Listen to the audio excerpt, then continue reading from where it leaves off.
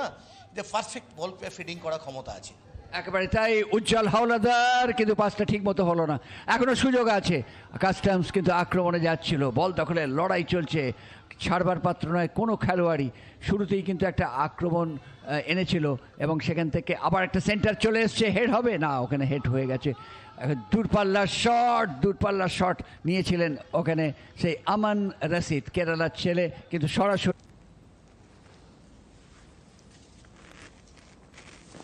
কিন্তু তারা গোলগুলো খেয়ে যাচ্ছে, যেটা লাস্ট ম্যাচে হয়েছে। এই ধরনের ম্যাচে যদি পয়েন্ট চলে যায় তাহলে তো তাদেরকে সমস্যায় পড়তেই হবে, যেটা এখন সুপার জায়ান্টকে মোহনবাগান গেল। এবার খেলা শুরু হওয়ার মুখে, রেফারি তৈরি, মিঠুন কুমার। সেটার ইম্পর্টেন্সই কিন্তু আজকের দিনে ফুটবলে অনেক বেশি, এবং এই খেলোয়াড়টাকে চুজ করা সেটা কিন্তু খুব কঠিন কাজ। করতে করতে অনেক সময় অনেকটা, তারা 8 ম্যাচে 19 পয়েন্টে বসে আছে, আজকে জিততে পারলে তো চলে যাবে, যেটা ইস্ট বেঙ্গল আগের দিন করেছিল ওইগুলো করে। তাহলেও কিন্তু সুপার জায়ান্ট বা অন্যান্য টিম যারা পেছন থেকে আসছে তারাও কিন্তু একটা প্রেসারে রাখবে, সেক্ষেত্রে কিন্তু জিততেই হবে এই ম্যাচ। শুরু হয়ে গেল আজকের দ্বৈরথ, Mohun Bagan super giant customs. Calcutta customs তারা কিন্তু স্ক্রিনের ডান দিক থেকে বাঁ দিকে যাচ্ছে। লোক বাড়িবে, আমি এই কাস্টমস টিমটাকে জানি। অ্যাভারেজ খেলোয়াড়দের হাইট খুব ভালো, স্বাস্থ্য খুব ভালো, তারা কমিটমেন্ট খুব ভালো, কিন্তু শেষ পর্যন্ত লড়াই করে তারা।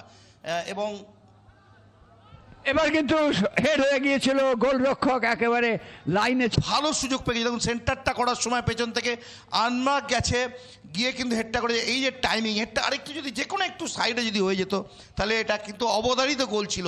এই ধরনের জিনিসগুলো কিন্তু লক্ষ্য রাখতে হবে, কারণ আপনাকে যদি তোমার নিয়ে সেক্ষেত্রে যাওয়া, তাই হয়েছে। আমানদীপ, সেখান থেকে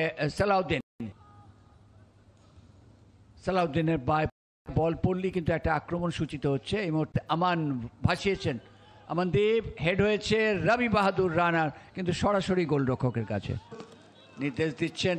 মানব প্রাচীর তৈরি করেছে এই মুহূর্তে ক্যালকাটা কাস্টমসের। আমরা দেখতে পাচ্ছি রবি হাজরা নিচে নেমে এসছেন, অমিত চক্রবর্তী রয়েছেন, উজ্জ্বল হাওলাদার রয়েছেন। সেট পিস থেকে মোহনবাগান সুপার জায়ান্ট কি করে দেখা যাক।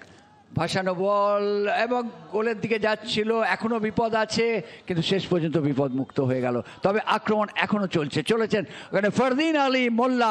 এবার কি গোল আসবে না, এখানেও কিন্তু বলের কাছে পৌঁছে সেখান থেকে ঋষি বল বাড়িয়েছেন কিন্তু পাননি। এবার মোহনবাগান সুপার জায়ান্ট সালাউদ্দিন আক্রমণে চলে আসছেন, দেখা যাক শেষ পর্যন্ত। আবার ফরদিন আলী মোল্লা দেখছেন কাকে দেওয়া যায়।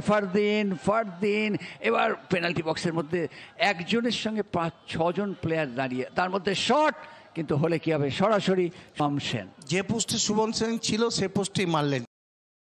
সত্ত্বেও খেলছে ডান দিক থেকে রাজ বাসফোর, এগিয়ে যাচ্ছে মোহনবাগান সুপার জায়ান্ট। দেখা যাক এক্ষেত্রে কি করেন টাইসন। রবি বাহাদুর রানা আবার সেন্টার আসবে, এসেছে, ওহো, শেষ পর্যন্ত কাজ হলো না। ডান দিক থেকে কিন্তু পারপাসফুল কিছু বল বাড়াচ্ছে, ডিফেন্সটাও সংগঠিত করেছে স্ট্রংলি। এংসান সিং বল বাড়িয়েছেন, দেখা যাক শেষ পর্যন্ত ডান দিক থেকে আক্রমণে সেই ওখান থেকে আসার চেষ্টায় ছিলেন টাইসন, পাননি। সালাউদ্দিন এখনো পায়ে বল রাখছে, সেটা খুব ভালো করছে, অনেক খেলোয়াড়। এবার শট নেবেন, নিয়েছেন, ওহো, চেষ্টা করেছিলেন কিন্তু ওখানে কাজ হলো না।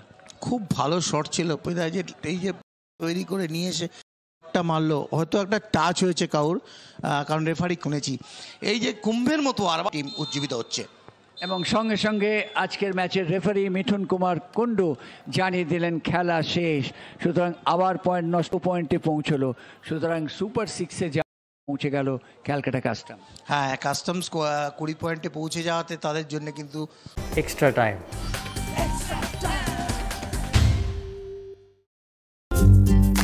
লেটেস্ট নিউজ আর এক্সক্লুসিভ ভিডিওর সঙ্গে আপডেট থাকতে এখনই সাবস্ক্রাইব করুন আমাদের ইউটিউব চ্যানেল। বেল আইকনে ক্লিক করতে ভুলবেন না যেন।